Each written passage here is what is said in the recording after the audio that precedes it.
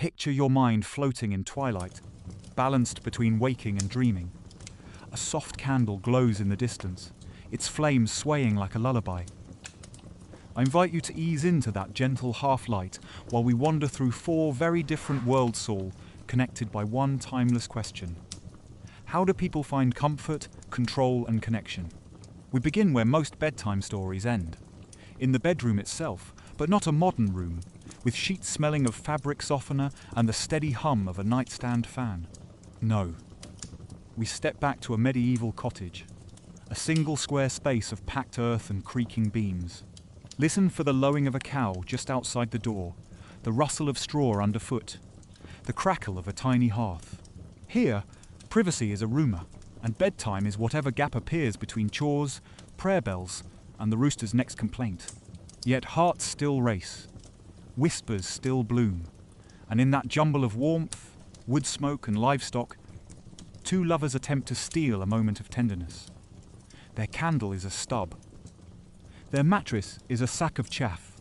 Children breathe softly a few feet away. An aging aunt sighs in her sleep. A goat shuffles, entirely unbothered by human modesty. Still, as eyelids grow heavy, they coax intimacy from the smallest freedoms are turned back, a barely heard laugh, a slow exhale that smells of ale and hearthbread. Hold that image. Cramped yet hopeful, ordinary yet daring. It will set the rhythm for every stop on our journey tonight. Let the soft crackle of that fire drift behind your eyes while we wander deeper into medieval night. The church bell tolls, marking not just the hour but the body's permissions. Wednesday best to refrain. Friday a day of penitence. Sunday belongs wholly to God. Add 40 nights of Lent, another 40 of Advent, plus saints' vigils and fasting eves, and you discover nearly half the calendar stitched shut by scripture. But desire rarely owns a calendar.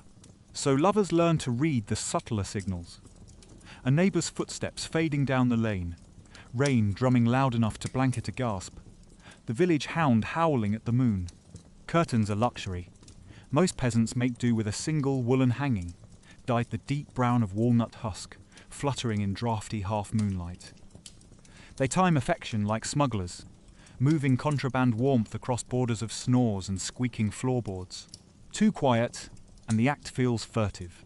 Too loud, and tomorrow's market will swarm with gossip faster than the baker's flies.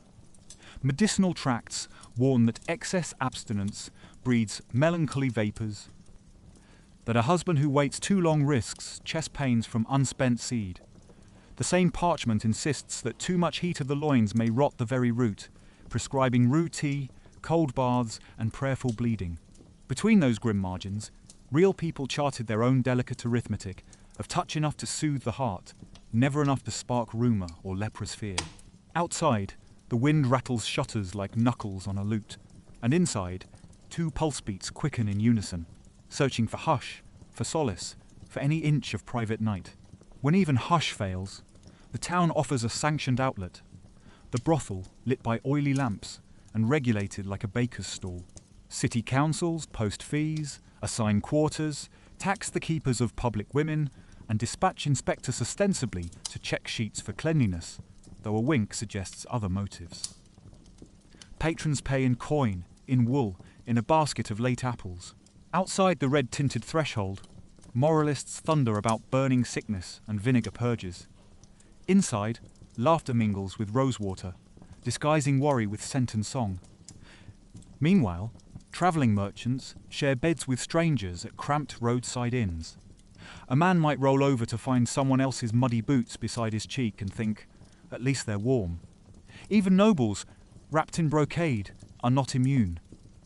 Servants sleep at the foot of grand four-posters, pretending dreams whenever silk sheets rustle. Records of bedchamber arrangements list who lay where, at what hour, beneath which saints icon intimate footnotes penned for lawyers, bishops, and the God who reads all margins. Yet amid ledgers and laws, the myth of iron chastity belts clanks faintly in the future. No blacksmith in these towns ever forged such a cage. It will be a Renaissance prank, inflated by Victorian prudery. For now, love's real jailers are thin walls, sharper tongues, and a moon that rises precisely when 2 hands finally find each other. Still, The moon is patient, and so are they, breath evens. Door latches stay still. A single night's comfort can glow like stained glass inside the memory forever, even as roosters stir and daybreak scours secrets from the straw. Centuries earlier, but just a heartbeat away, in the hush of our shared dreamwaves, slam against a merchant ship off the coast of ancient Greece. Crates splinter, purple dye bleeds into black water, and Zeno of Citium clings to driftwood under a bruised sky. By dawn, his fortune lies on the seabed, and he wanders Athens barefoot, pockets light as ash but eyes newly bright. A kindly bookseller hands him a copy of stories about Socrates, and Zeno asks, "Where might a man like that still live?" The seller points to a stooped, laughing philosopher named Crates, whose only riches are resilience and ragged cloak. From that unlikely mentorship germinates Stoicism. Zeno teaches in the Stoa Poikileia, long-painted porch where swallows nest above columns, and sunlight stripes the marble floor like a slow metronome. Students gather on benches worn smooth by argument. They taste ideas the way sailors taste salt. Curious, cautious, desperate for meaning that will not wash away. They learn of Lagosa cosmic reason humming behind every breeze. They practice seeing each annoyance as a passing cloud, each fortune as a shifting wave, steering only the rudder that is their own mind. When a heckler hurls abuse, Zeno asks, "Are you done?" with the calm of a man noting summer thunder. The lesson sticks. Hundreds will adopt the creed, thousands will inherit its marrow. And far in the future, an emperor besieged by plague will find sleep by muttering its maxims into a journal by lamplight. But for now, on that porch, voices fade with sunset, cicadas fiddle in olive trees, and the first coolness of evening settles like a balm over tired thoughts. Moonlight glints on the quiet paving stones beneath the painted porch, and in that pearly hush, another figure appears, Cleanthes, the water carrier. By day he hauls twin clay buckets from the city wells, shoulders straining, footsteps slow and sure. By night he sits cross-legged at Zeno's feet, still smelling of river silt, asking nothing but space to listen. Scholars laugh at first. What can a labourer know of metaphysics? Yet weeks turn to seasons, and Cleanthes' questions deepen like wells dug into bedrock. He copies lectures by lamplight, the reed pen scratching in rhythm with cicadas, each stroke a silent vow. One winter, funds run out for oil. Still, he writes, dipping his stylus in snowmelt, so the grooves in wax shine silver. Years pass. When Zeno dies, the porch empties until dawn reveals Cleanthes sweeping the marble, arranging the stools, continuing the dialogue as if the master were merely late. He speaks slowly, voice gravelly from long days and longer silences, but when he says, "Hold fast," like the roots of an olive tree, even cynics feel the image take seed behind their ribs. His Hymn to Zeus praises the hidden order guiding sparrows and emperors alike, a lullaby of granite strength. Picture him now, muscles slackening into middle age, fingers ink-stained yet calloused, lifting his gaze to Orion before each lesson. In that gaze, patience glows like banked embers, inviting you, listening in your bed, to unclench whatever thought you've been gripping too tightly. Inhale with him. Feel the night air drift through colonnades that smell faintly of myrtle and cooling stone. Exhale, and let the notion settle. Virtue needs no pedigree, only persistence, the way water shapes rock while seeming softer than a sigh. Strike a flint 2 centuries later, and sparks illuminate a war tent pitched beside the Danube. Rain drums the canvas, torches hiss. An exhausted emperor named Marcus Aurelius seats himself at a crude wooden desk. Around him, soldiers cough in their sleep, and the empire's borders tremble like frost-brittle leaves. Marcus opens a wax tablet and writes, not orders, but reminders whispered to his own restless pulse.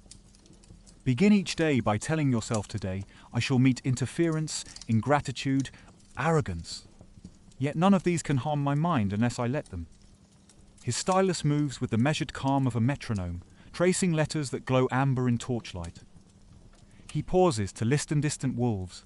A medic's weary footstep then resumes, tethering fear with deliberate sentences.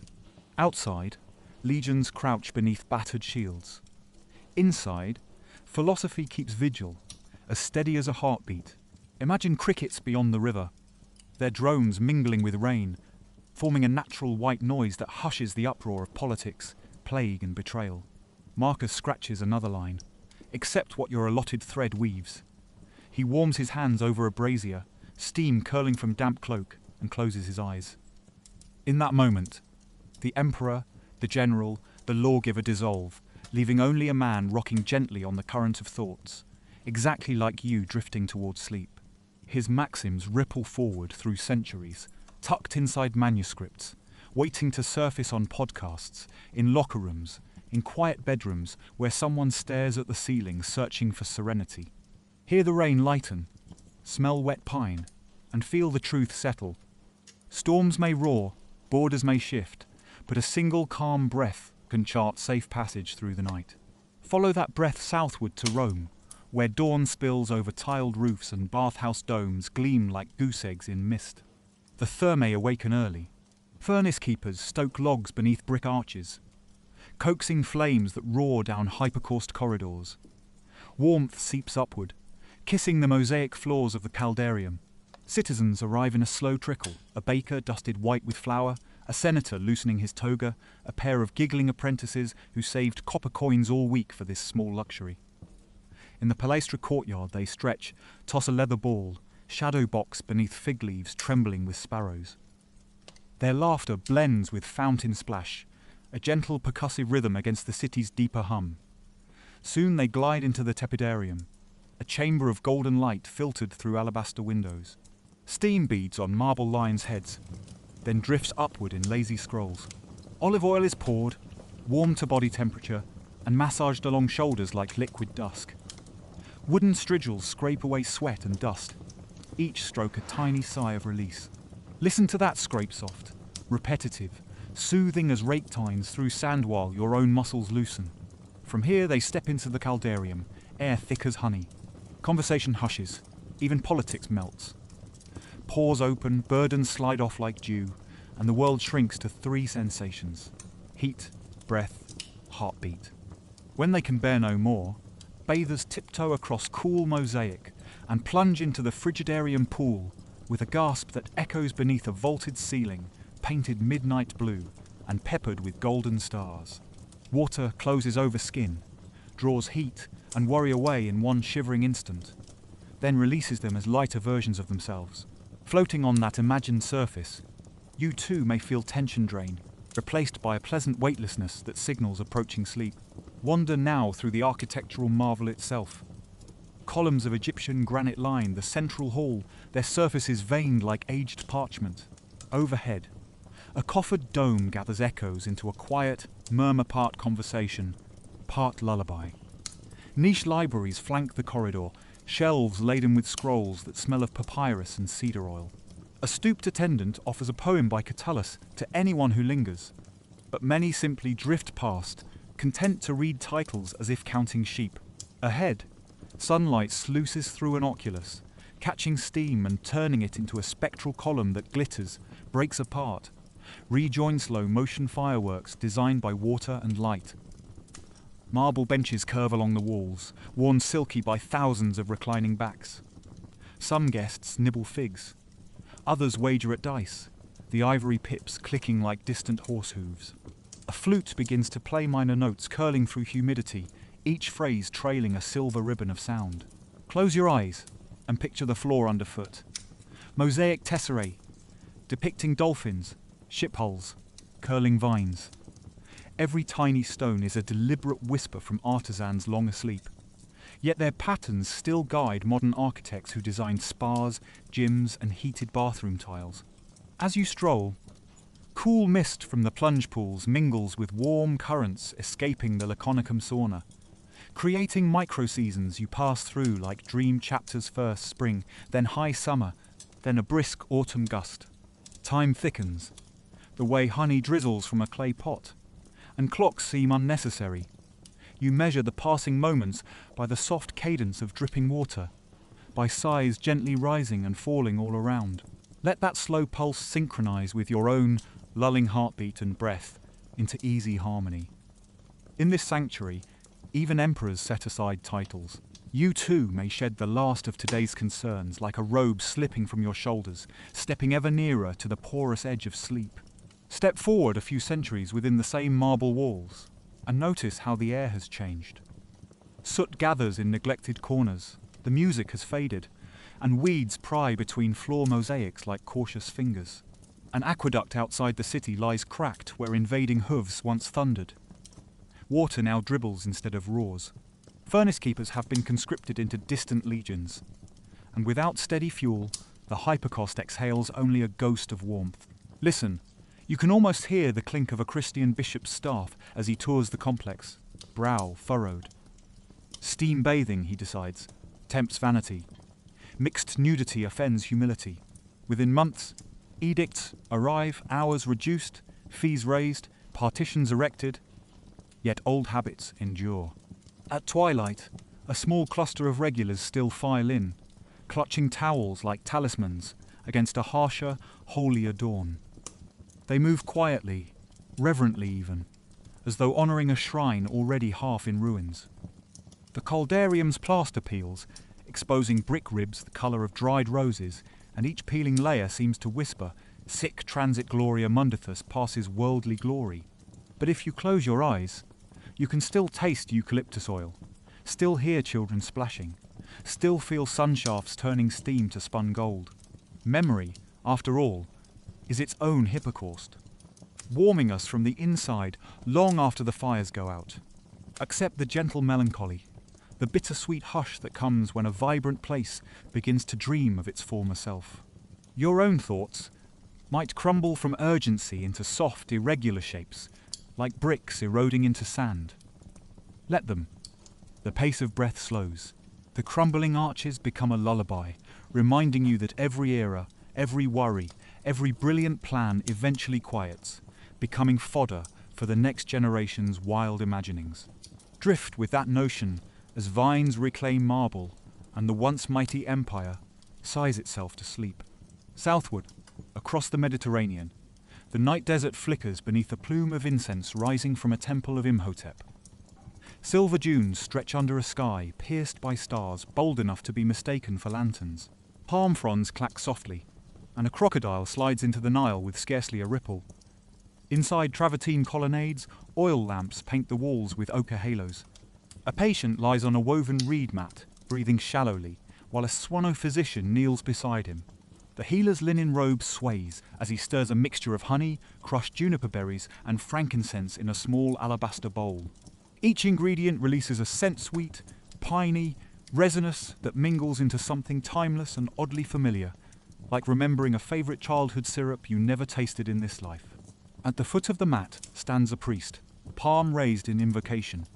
He murmurs to Sekhmet, lion, fierce guardian of health, asking her to temper her heat and spare this fragile flesh. The cadence is slow, melodic, nearly hypnotic.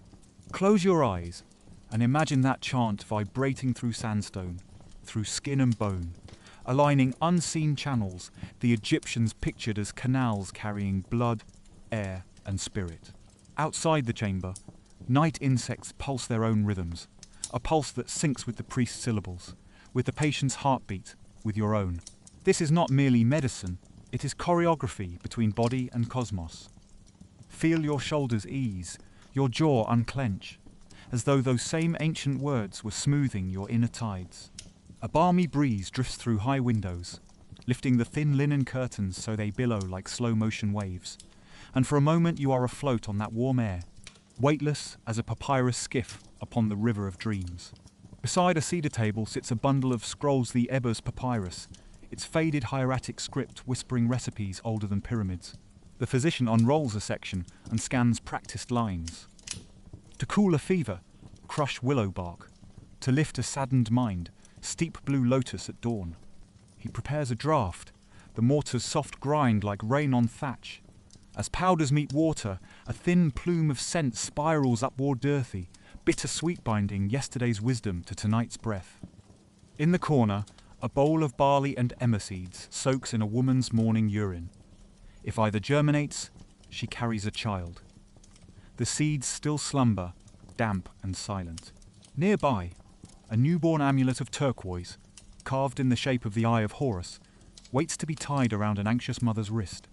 At every stage, practical remedy twines with protective symbol, 2 strands of cord strong because they wrap each other. Imagine the physician now placing a cool poultice on the patient's brow, fingers deliberate yet gentle, murmuring encouragement the way a scribe coaxes fresh ink across reed fibers.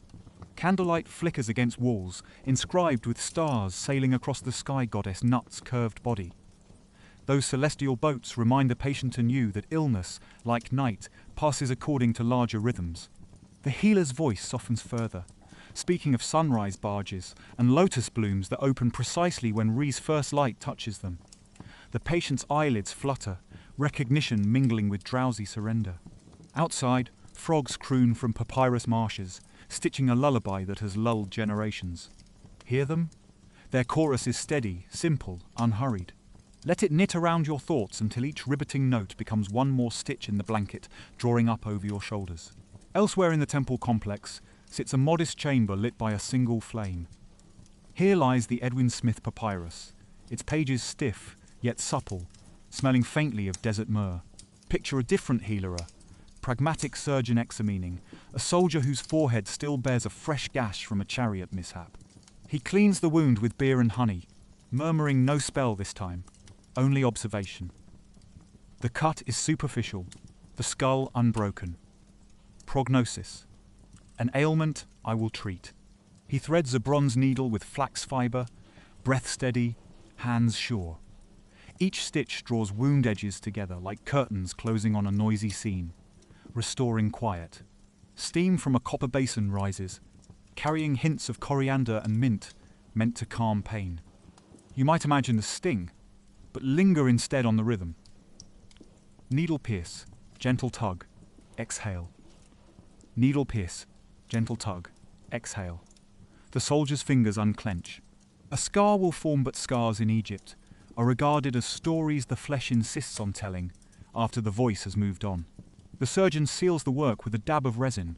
The candle trembles, then steadies, mirroring your heartbeat as it settles into slower cadence.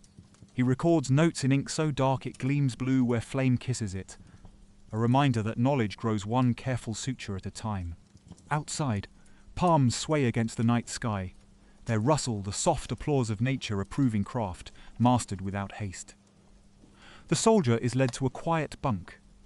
You follow in spirit, feeling the dry cotton of bandages, the relief of a body skillfully mended, the hush that comes when danger bows to competence.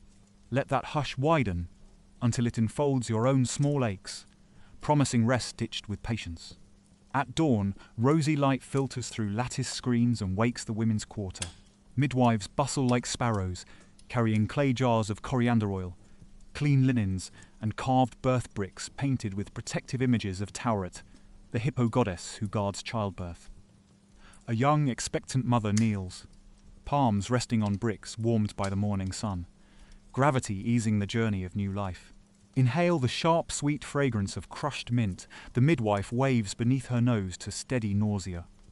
Hear soft huminga, centuries-old melody about lotus petals unfolding that keeps breath deep and even. On a low table sits yesterday's barley test, now sprouting thin green shoots. Omen of a boy, they say, though the mother smiles, content either way. Again, medicine and omen share one cradle, and neither seems restless. The midwife massages lower back with castor oil, circles slow and sure, each rotation a turning of worry into anticipation. Outside, ibis birds flap toward the riverbank, their white wings catching sunrise like sails. Inside, contractions arrive with tidal inevitability crest. Soften, ebb while, encouraging whispers fill the room. Strong as Hathor, steady as the river. Let go, breathe. Minutes stretch. Pain sharpens, then blurs. Finally, a cry splits the hush, immediately followed by a thinner, higher cry. A newborn, slick and astonished, is wrapped in linen, an Eye of Horus amulet tied at the tiny wrist. The room exhales together. Even as tears of relief fall, lamp smoke curls upward, carrying gratitude to the ceiling stars painted in indigo. Imagine that sigh rippling outward until it crosses centuries to your pillow, where it settles like a feather, reminding you that every birth, every fresh start, is both ordinary and cosmic. Let that jaw wonder coax your own thoughts toward renewal hidden in the night's quiet chambers. Yet for Egyptians, the journey of care did not end with a final breath. In a cool, reed-shadowed workshop behind the temple, embalmers begin their sacred labor. Picture shallow copper pans of glowing coals, releasing frankincense. Fragrant smoke winds among alabaster jars shaped like human-headed gods. The deceased lies upon a cedar board, skin washed with palm wine. Specialist priests remove organs through a neat incision on the left flank. Hands steady, movements economical, the choreography of reverence. Natron crystals, white as desert moons, are packed lovingly into every hollow, pulling moisture away like dusk pulls colour from the sky. 40 days will pass before they unwrap and rinse the body in lotus-scented water. Anoint it with cedar oil, cinnamon, and melted beeswax. Bandaging begins. Long linen strips dipped in resins, wound in overlapping spirals, each layer pressed gently to smooth wrinkles. Between layers, they slide tiny amulet scarabs for rebirth, ankhs for life, feathers for truth turning the body into a whispered liturgy of symbols. The room is warm but hushed, and the only constant sound is linen unfurling with a soft hiss-whisper-hiss, hypnotic as waves on a twilight shore. Eventually, a painted mask is set over serene features, eyes lined in malachite green, gaze fixed on eternity's doorway. Candles gutter lower, shadows lengthen, and you may feel your own limbs grow pleasantly heavy, wrapped in an invisible cloth of calm. Each heartbeat slows, spaced wider apart, like footfalls echoing inside a vast tomb where nothing rushes because nothing ends. Accept that pace. Let thoughts mummify into simple shapes gratitude. Safety. Rest preserved for the night's long voyage. Now drift upward, above timelines, until all four landscapes, medieval cottage, Athenian porch, Roman bath, Egyptian temple, appear below like panels of a silent fresco. Notice the common pulse. Humans seeking ease, meaning, belonging, or the promise that tomorrow can be met with steadier hands. In one panel, a peasant couple hushes children so love can blossom. In another, a stoic emperor hushes armies so wisdom can speak. Bathers hush the city's din in steam. Priests hush fear with incense and song. Comfort is the thread, but comfort wisely pursued. Not the escape hatch of indolence, but the deep sigh of clarity. Picture that thread, weaving across eras, glinting like moonlight on water. It reaches yes, you, listening in the hush between heartbeats inviting your own small rituals. A lamp dimmed, a blanket smoothed, a breath counted in and out like paddles dipping on a tranquil Nile. You are part of the same lineage of dreamers crafting makeshift sanctuaries in cramped rooms, open courtyards, cedar-scented chambers, or the private expanses behind closed eyelids. Let that knowledge soothe any leftover tightness. Shoulders sink, tongue rests against lower palate. Eyes grow warm and heavy. Audio waves wrap you as linen once wrapped kings, steam once wrapped senators, philosophy once wrapped battered souls. The thread continues forward, but you need only hold a fingertip to it to feel perfectly anchored. Night deepens. Even candles within this tale gutter to sparks and fade. From far-off marshes, a solitary heron calls, its echo carried on air that smells of sweet hay and distant sea salt scent impossible in any single location, yet wholly natural in dreams where Mediterranean spray can mingle with English meadow in the same breath. You stand though, float midway between those scenes. No weight on your feet, merely awareness bobbing gently like a cork on calm water. Every story you've heard tonight settles inside you as layered sediment. Straw beneath silk, beneath marble, beneath sandstone. Time presses each layer into something solid yet soft, like memory, infused clay. Somewhere a medieval rooster will crow soon. Somewhere a Roman furnace will cool. Somewhere a Nile priest will greet the pale hush before sunrise. But you need attend none of it. Your only task is consent. Yes to release, yes to drifting, yes to the simple miracle of breath arriving unbidden and leaving just as quietly. In that surrender, there is an echo of stoic calm, of bathhouse renewal, of temple stillness, of cottage intimacy, the same echo humming in the quiet space behind each heartbeat. Listen, there it is, a low, reassuring thrum, stable as bedrock, soft as moth wings.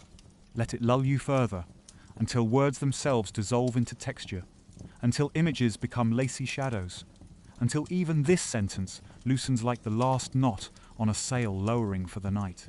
You have reached the edge of conscious wandering. Beyond lies only restful dark, swimming with faint constellations of thought, ready to wink out one by one. Sink still deeper to a place beneath history where stories themselves are born. Here, broad river caves of memory gleam with walls of polished obsidian. They reflect every tale we've traced tonight faint.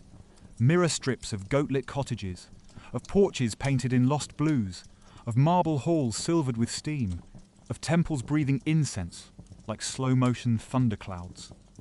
Across the cave floor runs an underground channel, water so clear you cannot see it until moon haze from a skylight kisses the surface. A coracle waits woven reeds, featherlight. You step in, the craft rocking once, then finding equilibrium. There is no need for oar or rudder, the channel knows the path. You drift through cathedral silent passages. The only sound, the hush of water licking the hull, a syllable that never changes yet, never repeats. Stalactites hang overhead, like chandeliers of frozen rainfall, their tips catching stray motes of phosphorescence, so they glow pale emerald, then fade, then glow again. Along the walls pass petroglyphs of anonymous hands, a farmer leading an ox, a scribe dipping a quill, a child reaching for a jug of water. Time compresses into flickers, each glyph a single heartbeat of human need food, warmth, wonder, rest. No emperors here, no bishops, no dynasties, just the quiet common pulse beneath all architecture. As your boat glides, the channel widens until it resembles a still lake. Above, the roof opens to a star-punctured sky that cannot belong to any map. Constellations twirl where Roman astronomers saw gods, Egyptian priests saw sacred boats, medieval monks saw angels' footpaths, and you now see only gentle lanterns inviting eyelids to lower. The coracle drifts to a natural dock of soft sand. Step ashore, feel grain sift between toes like warm silk. A single clay lantern waits, ready to guide you onward, but its flame is small, coaxing you toward a hush deeper than words. Footsteps lead into a grove of night-blooming jasmine, petals opening with audible sighs as cool air coaxes their perfume. Tiny moth-dusty silverhover, their wings beating a tempo slower than any clock, as if time here has lengthened its stride to favour dreaming minds. In the clearing stands a stone table bearing 4 modest relics, each from one era we visited. A strip of wool curtain, a pebble from the stoa floor, a shard of bathhouse mosaic, a bead of blue faience, shaped like a scarab. Place fingertips upon them, one by one. The wool feels surprisingly soft, still warm from bodies seeking privacy in crowded midnight. The pebble is cool, weighted with discourse and patient resolve. The mosaic shard, though broken, flashes a last fragment of dolphin tail and sea foam memory of laughter echoing under domes. The scarab bead hums faintly, as though it remembers sunlight glancing off the Nile. Together, they form a compass whose needle is not iron but lullaby. Its direction points inward, toward the quiet chambers of your own thought, where instinct and reflection entwine like ivy. Breathe in jasmine and recognize it as kin to medieval rosemary sprigs hung over doors, to Roman myrtle garlands, to Egyptian lotus buds plants, chosen across ages, not only for fragrance, but for their subtle power to steady the mind. Let the groove of scent guide you to a low stone bench. Settle there. A breeze lifts hair from your forehead, carries away leftover chatter until you hear in the distance the faintest bell. Neither church nor temple nor civic curfew, but the pure tone of neurons agreeing at last to rest. The bell's resonance swells into gentle waves and the grove recedes, replaced by shoreline twilight. You are back at the threshold of the Roman frigidarium. Yet everything is in abstract columns, sketched in soft charcoal, pools painted with watercolour shimmer. The water invites one last immersion, this time metaphoric. You step into coolness that is not shock but relief, weightless, as if gravity had been reduced. With each exhale, thoughts behave like bubbles rising from submerged marble lips, drifting upward until they pop into nothingness. Underwater, sound changes. External noise muffles, internal heartbeat echoes louder, a steady drum. Stoics called such centered silence apatheia, not absence of feeling, but freedom from turbulence. Medieval mystics bowed heads in similar stillness. Egyptian scribes left scroll margins intentionally blank for this very hush. Now surface slowly, water sheeting off shoulders like loose pages. The pool becomes a mirror. Starlight above, starlight below, and your reflection somewhere between, softer than glass, easier to step away from. Towels of impossible softness appear, and as you wrap one around, it absorbs remaining concerns the way natron drew moisture from noble, flesh, painless, inevitable. Somewhere high overhead, a skylight closes. The charcoal columns fade. You stand at the edge of a new, quieter void, ready for the next dream layer. Beyond the pool lies a scriptorium without walls, tables arranged beneath an open vault of stars. Reed pens float mid-air, tracing luminous ink upon scrolls unrolling by themselves. Approach one. Words appear that you alone can read. Gentle directives to muscles and thoughts loosen brow, unclamp jaw, lower heart tempo by 2 beats. Each instruction triggers sensation. Eyebrows soften, teeth part slightly, pulse nestles deeper in chest. Another scroll writes a memory you had not noticed you treasured. The sound of rain against patio glass, the moment you first smelled fresh baked bread in childhood, a friend's laugh echoing down a hallway. Those memories send endorphin ripples, easing tension from tendons hidden even to self-awareness. Pens pause, dip themselves into silver ink pots, then script one final line upon every parchment. All is prepared for rest. At that signal, parchment curls close like petals at dusk and drifts upward, dissolving into tiny motes that join the Milky Way. Their faint glow dusts your eyelids, encouraging them to float downward. You sit upon a stool padded with ancient library stillness. Somewhere a page turns itself, the dry whisper matching the rhythm of slow breathing. In that turning page, hear aeons flipping from busy day to starry night, a cosmic bedtime story told in one universal language. Close now. A final corridor, carpeted in velvety shadow, leads toward a door carved with interwoven motifs fine, wave, lotus, goat horn. Each motif pulses faintly as you pass, recognition of stories heard. Push the door. It opens onto an observatory balcony perched beyond time. Below, a patchwork of centuries sleeps. Thatched roofs silvered with frost, marble baths gleaming under moonwash. Athenian porch lost in quiet colonnade, temple pylons outlined against desert starlight. None emit sound now. The great chorus of history has flowed into pianissimo. Above, constellations arrange themselves into new shapes, not heroes or gods, but simple icons of comforter steaming cup, a folded blanket, a heart balanced on palm. They shine softly, slower than heartbeat, signaling permission to release vigilance.